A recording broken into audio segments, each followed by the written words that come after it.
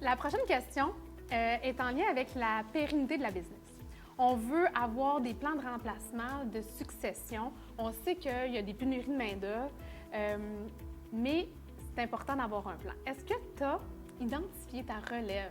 Est-ce que dans ton équipe de direction, tu as un plan, je ne veux pas l'appeler B, mais est-ce que tu as quand même un plan de succession pour chacun de tes postes clés dans ta business?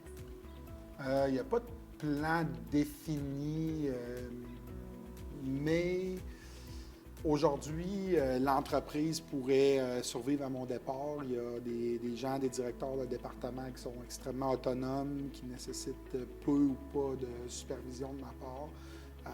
Donc, il y a une réflexion qui est amorcée depuis plusieurs années. Il y a des discussions qui ont eu lieu.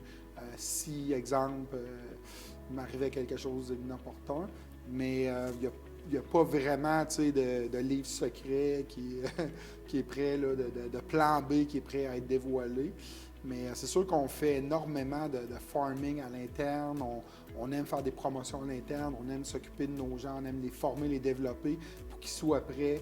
S'il y a une opportunité qui se présente, pour qu'ils soient prêts à la saisir puis à aller de l'avant.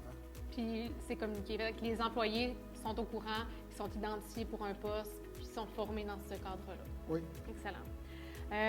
En fait, chez Action Coach, on prône beaucoup ça. Donc, l'objectif, c'est vraiment d'amener les entrepreneurs à passer les 6 étapes. Puis la dernière étape, c'est souvent de dire, OK, l'entrepreneur, est-ce qu'il peut quitter la business pendant plusieurs semaines, partir en vacances et que la business continue de rouler? Donc, dans ton cas, c'est oui. Alors, un autre beau point sur ton bulletin.